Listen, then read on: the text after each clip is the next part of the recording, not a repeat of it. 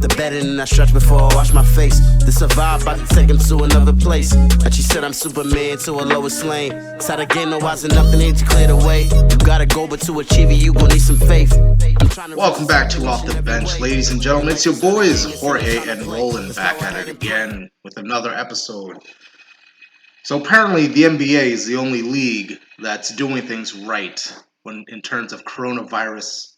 Major League Baseball and the ever so wonderful leader of baseball, Rob Manfred, said that if the teams don't control this COVID outbreak that has occurred in this new league 60-game season, that the season will be canceled. Now, so far, as we know, half of the Marlins team has already been tested positive for the coronavirus. The Phillies have no positive cases outside of staff members. But now, the St. Louis Cardinals are the newest team that are just all the way positive with all these COVID outbreaks. They are the new team that have the outbreak. Roland, what can Major League Baseball do to counter, if they can do anything, against COVID? Well, this is not to bash on anybody, but you see how the first words that came out of his mouth, Mr. Commissioner said, was, if the teams don't control outbreak. Now, let's point to the commissioner of the NBA, Silver, and how he didn't leave it up to the teams. He put it in his hands to make sure that teams and everybody, all the players, were taken care of and protected. See the problem? So, the MLB, George, your question to me was, what can they do to slow down the spread, essentially? Is that what you're asking me? I mean, we know what needs to be done. There needs to be a bubble. Because the NBA is proving that a bubble works. The problem is Major League Baseball has such... there's a number of issues with the MLB and bubbles. One, the players' union don't want a bubble. For whatever reason, they don't want one. They don't want one. And I understand, the MLB rosters are much larger, twice the size of an NBA roster. And obviously there's a lot more coaches than the NBA. It's practically double the size. However, let's not forget, the original plan back in March and April was to have Texas, Arizona, and Florida as your three bubbles. Three. And we were going to have 3 distinct conferences for each teams to go, because those are 3 of the spring training camps that these teams would go to around the time COVID began. Now, all of a sudden, with the outbreaks going on in Florida and whatever conspiracy theory you can come up with on the state's actual numbers, it's your own. You can take it to your friends, but MLB decided the best route was to have close proximity games. So the Yankees would play teams like the Phillies, the Red Sox, the Mets, because it's within close proximity of each other. There's not a lot of need for flying or travel or excessive travel. It's close by, and same thing for the rest of the teams. But you look at what's going on with the Marlins. They went to Atlanta and they disobeyed the guidelines for the CDC. That's all it takes. And really, they put a lot of faith into the players and saying, we're putting this all on you. It's not, when you go to these cities for these series, the 3-4 game series, you have to quarantine for those 3-4 days. You can only stay within this perimeter. There's no guidelines that MLB themselves put in, let alone the CDC. And with the NBA, we're looking at their bubble where they say you are in this resort, in this hotel. You can only stay in this hotel. These are the things you can do in this hotel. You are only going to this practice facility. You are going to this game. You are getting tested every single day.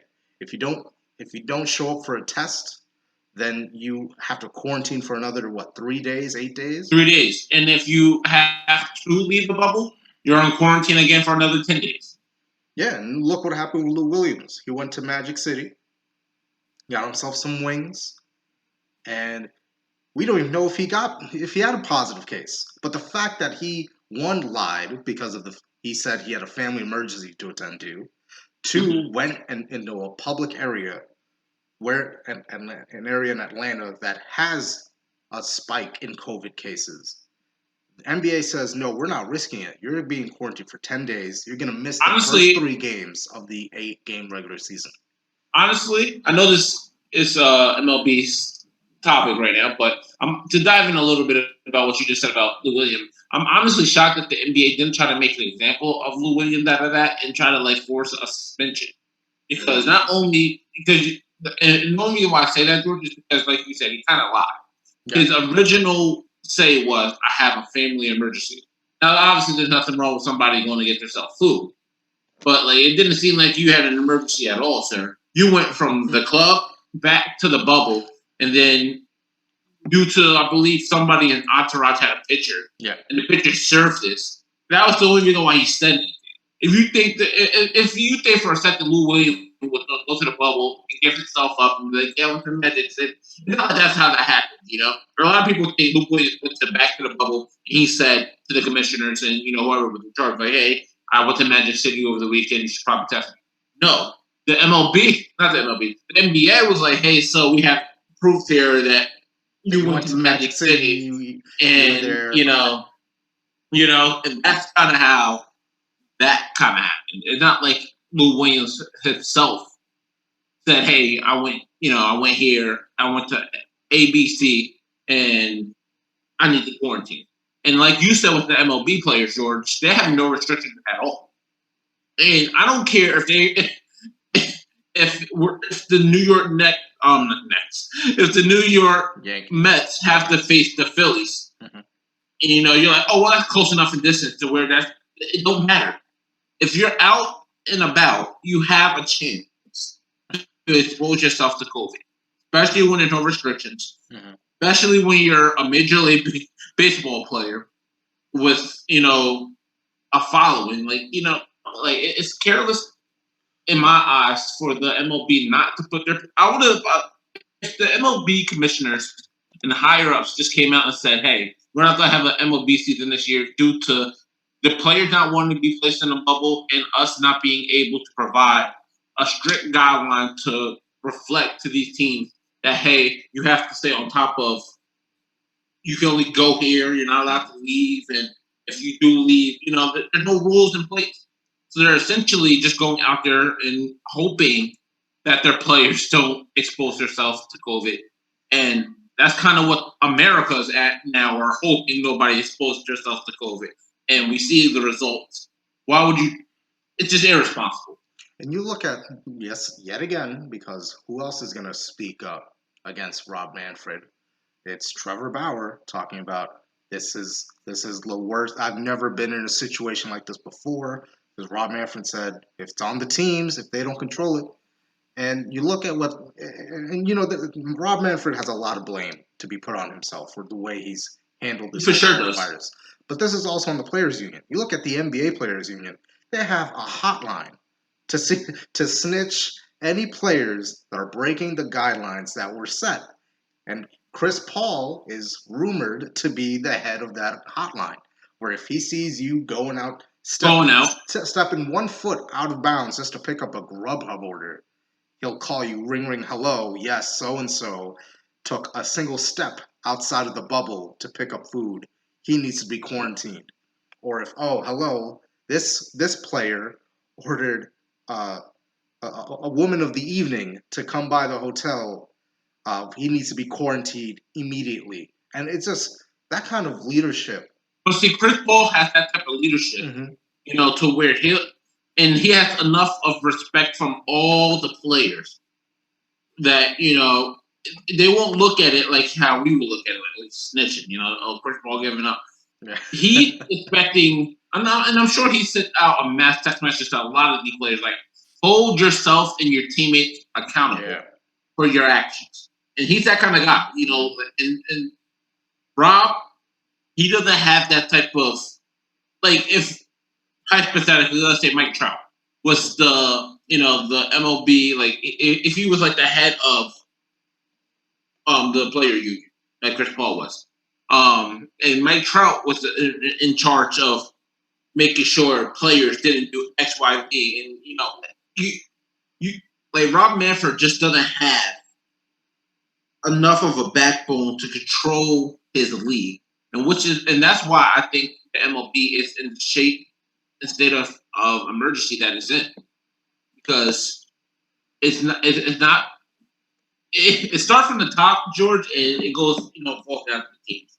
And this is really on Anthony Clark, the former first baseman. He's the guy in charge of the Players Association. Yes, he's in charge of players. And it's like, what are you doing? The biggest issue from the beginning of the negotiations to the restarted season, or the delayed start of the season, was salaries. Oh well, our players need to get paid for whatever type of schedule we're going to have. We need a prorated salary, this and that.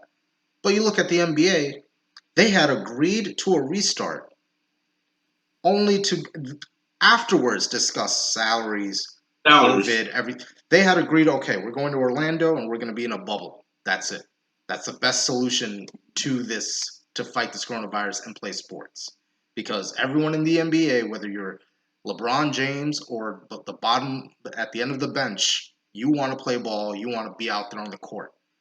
The MLB players, it seems like, yeah, they say they want to play, but all these issues about salaries at the beginning, and we've talked about it before, where it's like, dude, the salaries don't matter right now. Everyone's going to struggle. What, you don't think the NBA players are getting the full salary for these 8 games plus the playoffs? They're not getting their full salary. They had to strike some sort of a deal in order to get the NBA restarted. But the point is, they're going to play the NBA season, and they're going to have an NBA champion at the end. And whatever social movement they're going to run, they're going to do it on their own. And baseball, it's like we started with salary, then it just extended into April, then May, then June. And for a while, we thought 4th of July, that's when they're going to start. Didn't happen. It wasn't until the end of July, where we are right now, that we just now are starting to get it, and there's no plans in place for COVID. It's as if they're running things just out of nowhere. They're going with the flow. Oh, well, this team has a COVID outbreak. Well, I guess we're just going to suspend the games. Like, well, what about the Yankees? The Yankees were supposed to play the Phillies. That's where I wanted to What's going on? Right there. Mm-hmm. It's not just as simple as a team has, like majority of the teams test positive for COVID, because it doesn't just affect the team. It doesn't just affect that the game they're supposed to play that day or tomorrow. It affects like 10 different teams, because you got to look at it like it's not just a day thing. We're talking at least a bare minimum of 14 days. 14 days in baseball is like 3 different series, at least. So you're talking about if one team has a COVID outbreak, then that can affect up to about 6 teams, George. Because all the scheduling and jockeying is all screwed up, and if the Phillies test positive, and the Mets were supposed to play the Phillies in 9 days, they can't play. And now the Mets schedule's got to jock around, and and now it's gotten to a point where Rob Manfred even said, well, if the games are postponed or canceled because of COVID, we're just going to go by winning percentage. Like, sir, was that agreed upon before the season started? Are you just making these things up as they go? And you look at the Yankees were meant to play the Phillies after their series against the Nationals, and now when the Marlins had 14 players plus test positive, the Yankees are like, I'm not going to that away locker, that guest locker room. Like, it could be on and Dr. Fauci of the CDC even said the coronavirus can stay on metals, it can stay on everything. Mm-hmm. You have no idea, and you don't have no idea if the players on the Phillies side has it. And then with the Cardinals, who knows how the Cardinals got it, but apparently all these players are going into Atlanta, are not sticking, because it's not like the Yankees are going into the Bronx and they're getting it. It's not like who else? It's not like Baltimore are getting it. San Diego doesn't have it. And it's just like the Cardinals and the Marlins are the 2 teams that went into Atlanta, and all of a sudden they have a huge number of COVID outbreaks. What's going on? Why is Yet the Rob Braves Manfred don't not seem to be taking care of greatly. anything? Why are the MLB teams not taking care of anything? It's everyone is to blame. And if the MLB season is to be canceled, they have themselves to blame. And Only again, this themselves. is terrible for baseball right now because baseball right now, if it was any other time of the year, or any other year before COVID, MLB would be dominating right now. It would be all we would be talking about because there's no NBA, there's no NFL, there's no NHL. It's just all baseball all the time. Now they're competing with basketball, they're competing with NHL, they're competing with UFC, they're competing with everyone else. So if MLB season gets NASCAR, yeah. canceled, it's going to be sad, first off, because clearly terrible leadership from both sides, from Rob Manfred to the Players Association. And secondly, everyone's just going to watch the NBA anyway, and no one's going to care that the MLB season got canceled. And that's just going to bring the popularity level of baseball crumbling down. And basketball might, because everything's working for basketball, they've had consecutive days with no positive cases. They might just supplant baseball as America's sport. And we said it again in the past that basketball is now, with the way they're handling COVID, the way they're able to have games, the way they're dealing with this whole issue, that apparently the only other league that's able to do it is the NHL. Football, we're not even going to get into football yet because we don't even know if there's going to be a season. The NBA is really the one sport, the one league in this country that's actually doing everything right, from handling the COVID to sending social justice messages to everything they're doing right. George, there was like at least I just had to double check. I was like, I knew off the top of my head there was 2. There was like 4 games today that was postponed or canceled due to COVID related issues. That's a problem. And there was like 12 scheduled games today. Why did I care more about the NASCAR race than I did 12 MLB games? This is the problem that if you guys didn't see our previous video before, me and George touched on what we thought of the MLB commissioners, the higher ups. If you're listening on Spotify and Apple Podcasts, please pause this episode and listen to those episodes. Yes, and listen there. And then if you tune in today, it's like you will almost thought we've seen this coming. Because, I mean, it's scary. Because, like you said, if the MLB, I feel like Rob knows this, that if the MLB cancels, like, this time, that could be it as far as people actually caring for baseball. Now, obviously, there'll still be those hard, those diehard fans that will just never go away. But I'm talking about mainstream popularity. I think people will turn their back to the product because they will remember what happened in 2020 when COVID was happening and the MLB had a chance to supplant itself as still America's greatest pastime. And like you mentioned, George, there's football going on right now. There's UFC fights happening every week. NASCAR's happening on odd days. They're no longer just Sunday, so they're competing in ratings as well. And here's the thing, because everyone says, oh, well, they couldn't do a bubble because Florida's cases are so high. Arizona's cases are so high. Same thing with Texas. Bro, the NBA is in Orlando, Florida. They are in Disney. They are in. They have isolated themselves from all of Florida. So Florida could have. Florida was just recently spoken as the new epicenter for coronavirus. What's the NBA's response? 0 positive cases. Yeah, because they're in their own bubble. They get their own food. They get everything sanitized for them. They are away from everyone else. If you step out, you're quarantined. They are doing everything right. So there's no excuse for MLB. And George, NASCAR is traveling through the circuits. They're going from Chicagoland up in Chicago to Texas to Richmond, Virginia to Florida. No positive cases. Then you look at UFC. They put themselves in a bubble with the UFC Fight Island. They put themselves in a whole country. They come back this week, have a show in Vegas. No positive cases. And same thing like you just said with the NBA. they're smack dead in Orlando. You know, we got a bubble going, we got a system going, we're going to be fine. What's their outcome? No positive cases. It's only the MLB who just can't seem to get it right now. And even Major League Soccer hasn't reported any outbreaks. no, and we all know how soccer is viewed in American culture. yeah. It's not highly touted, and even they are getting it right. Every single sport, and I got my Obama hand going. Every single sport is getting this response to COVID right, except baseball, because Rob Manfred got tired of negotiating. If this had happened in maybe March, April, then it could have been like, all right, you know what? You stop it, get everyone tested, quarantine for like maybe a month, and then come July, August, you can start over. But we're in August now. Your season's supposed to be almost over by now. You're not even a full week in, and you already have an outbreak. That's just sad. It's embarrassing for the sport.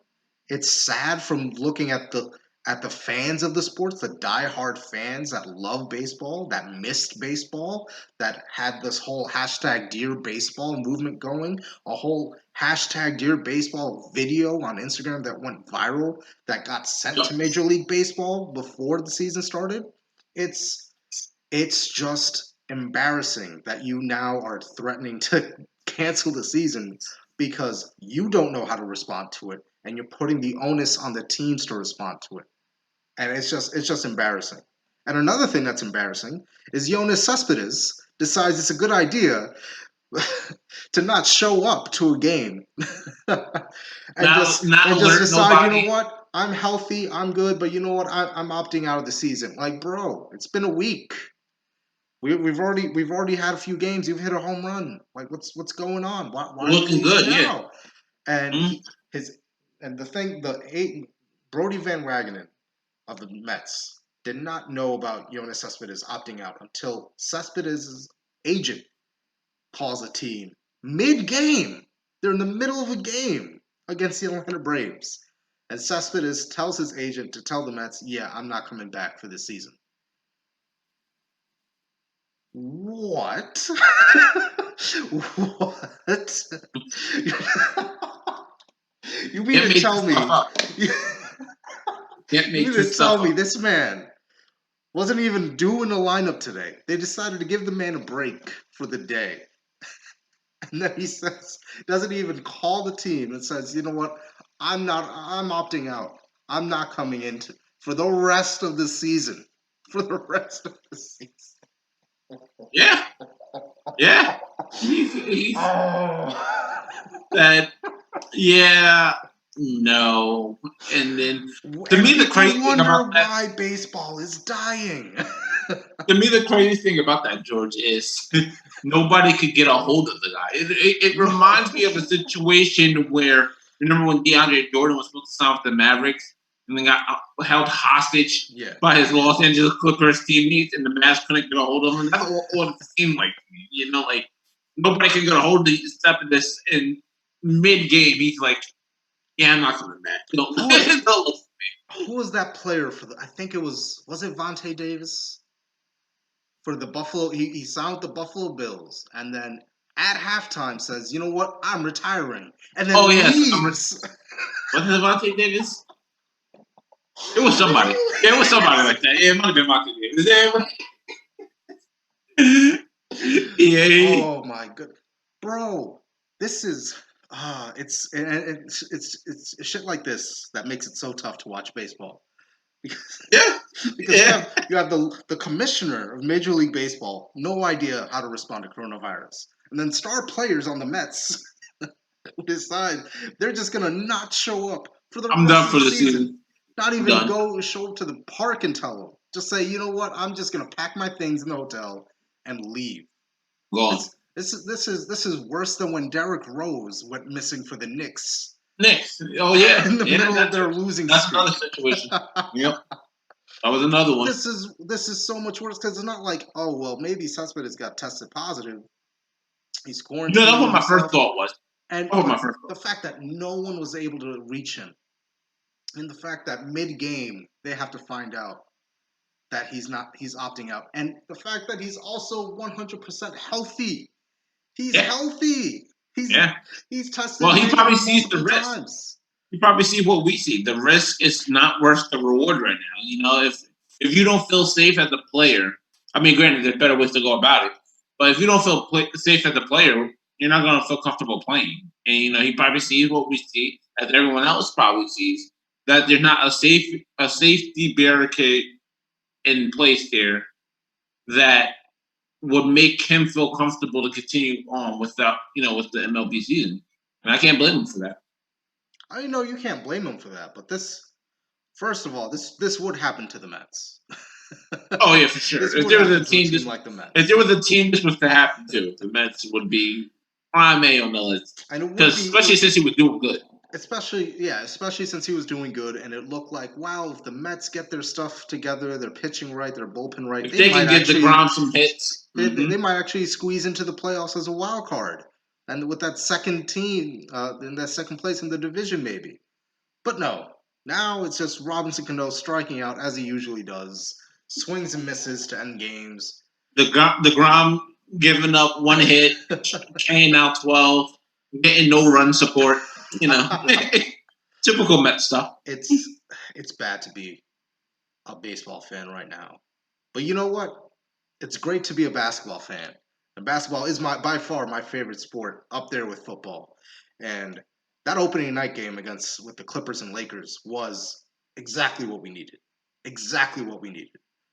The game beforehand, though, with the Pelicans and the Jazz, that's not what we needed. I don't want to see a competitive game between the Jazz, who are a playoff team, versus the Pelicans, who were 3 games back. No, 2.5 games back from the Grizzlies for that final 8th playoff seed. We discussed it. Zion played 15 minutes. Scored 13 points. Scored 13 points. And he was just on the on the 2-3 shots. Mm-hmm. Roland, how do you still have a minutes restriction when you have 8 seeding games? George, why is there? You had months. George, I think the Pelicans honestly just want a high pick, and they're sabotaging their fan base, depriving their fan base of what could be possibly an NBA playoff miracle. Because let me tell you, if I had to vote, Ja Morant's my rookie of the year.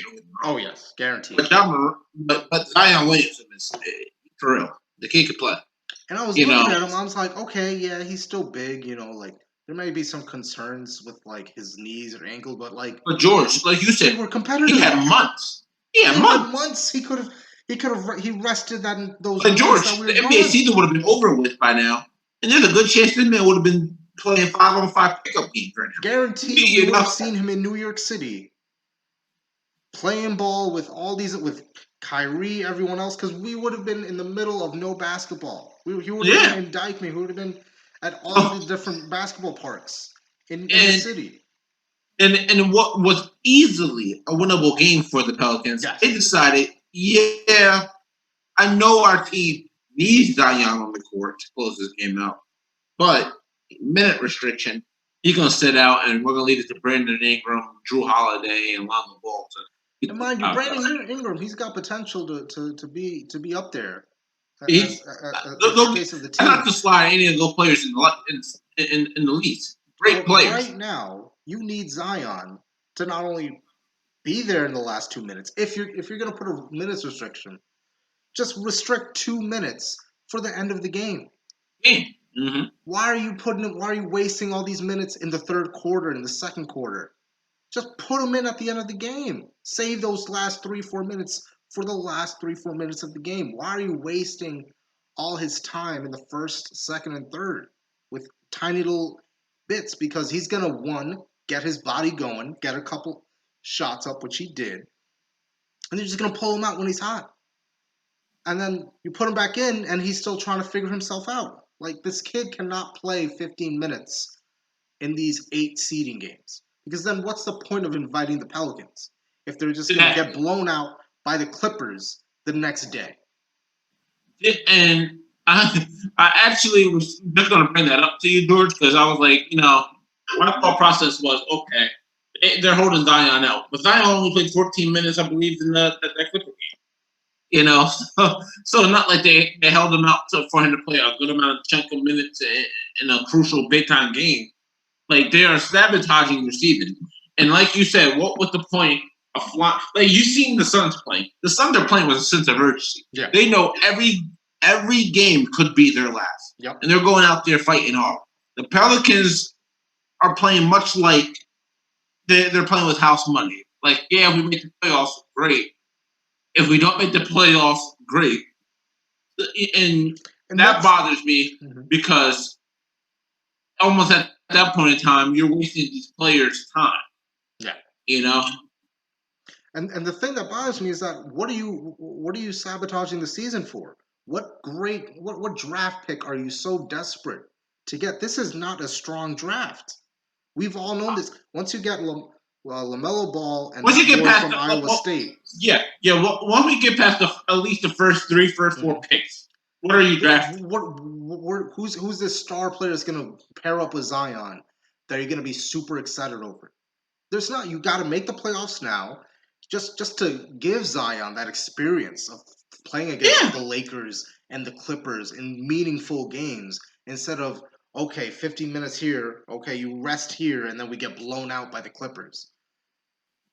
And now it's getting very difficult because all of a sudden, the Spurs are creeping back up the standings.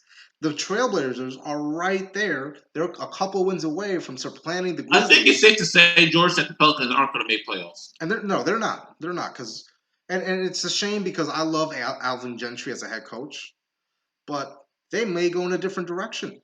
Yeah. They may go in a different direction now. I mean, Kenny Atkinson is still out there waiting to get hired, and they might go there. We all know Brooklyn is going to hire Ty Lue the minute they're eliminated from the playoffs. So that's going to happen. Jason Kidd is still out there as a viable head coach. Yep. So there's a lot of coaches out there that are known to develop talent. Mark Jackson will always be a name. Is always going to be brought up, but it's a shame for Alvin Gentry because he really deserved a lot better. He deserved a lot better when he was head coach of Phoenix, and he deserves a lot better now coaching Zion Williamson. Yeah, I always feel like he gets the short end of the stick. Like they were starting to, right before this coronavirus thing took off, Zion had just came back. They were starting to click. Brandon Ingram, who I still believe is going to be the most improved player of the year. Yeah. He looking like he was an all-star. There was a lot going on with what they, with what New Orleans had going. And then COVID happened. And then I'm thinking in my mind, at least this gives Zion enough time to, get a little more healthy, get a little bit more in shape, and then, unleash him for 8 games. Yeah. What's going to happen if you unleash the guy for 8 games, Like, if he gets injured in 8 games, George, he's going to get injured regardless. Unless you're going to have this man on a constant Greg Oden minute restriction, And honestly, if you're the Pelicans and you're worried about having Zion on a minutes restriction in 8 seeding games, don't play him at all. Don't play him at all. Why are you wasting the boys' time? Just shut him down for the season. Tell him, you know what, go home. We're going to play the season without you. You're not playing. You're not playing. Yeah, and we're just going to trot out whatever lineup. And he left the bubble at one point. You could have told him then, hey, go. You know what? Stay there. Deal with your family issue, whatever you need. Stay there. We'll play the season without you. It's only 8 games. And they could have done all that, and people would have been fine. Sure, we may not have had the Pelicans on TNT on opening night, but it wouldn't have mattered regardless. Nope.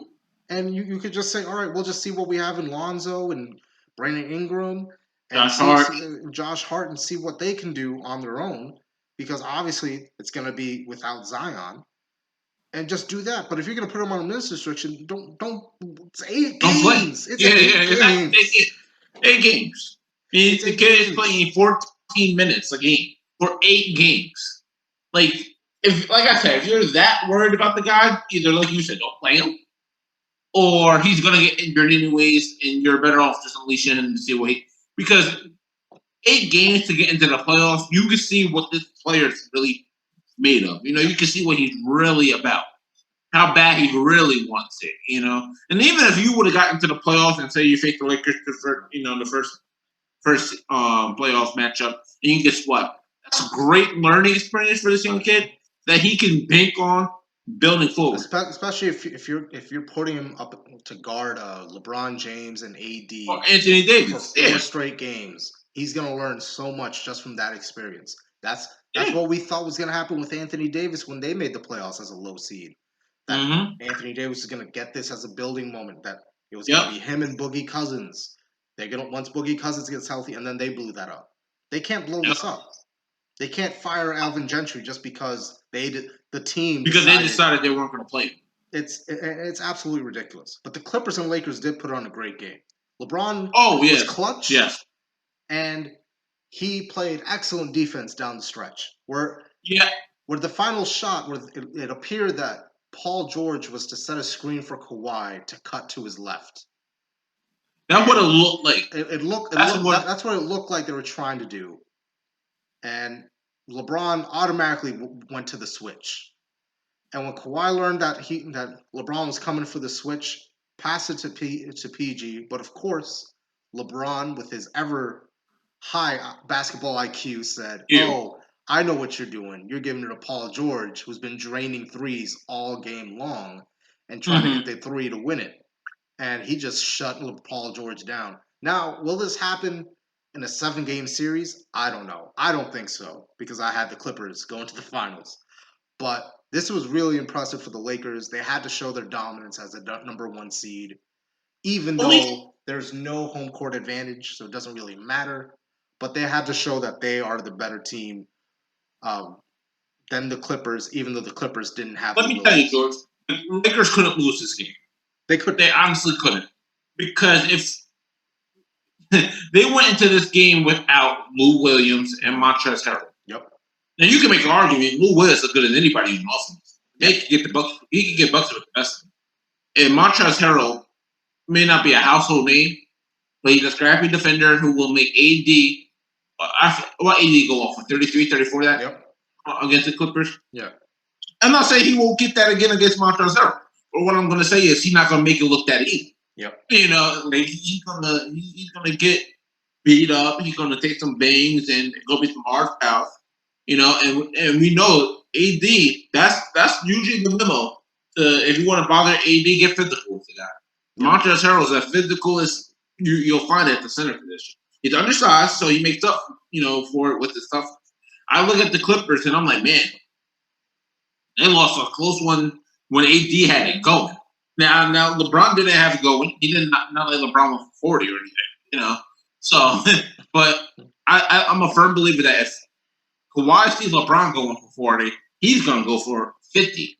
Kawhi won't be the tears to not give it his all. So I think if anything, this should make the excitement that much greater. But and honestly, this Lakers win could have easily been a Clippers win, because looking at that game-winning shot that LeBron hit. Someone got to grab a rebound. Someone grabbed a rebound. Yeah, he grabbed his own rebound. It's like, all right, well, is no one going to box him out? Bro, nobody even jumped. Not only did no one jump, no one boxed him out. Put a body on him. Don't make him go for his rebound. There's 4 other Clippers around the perimeter of that.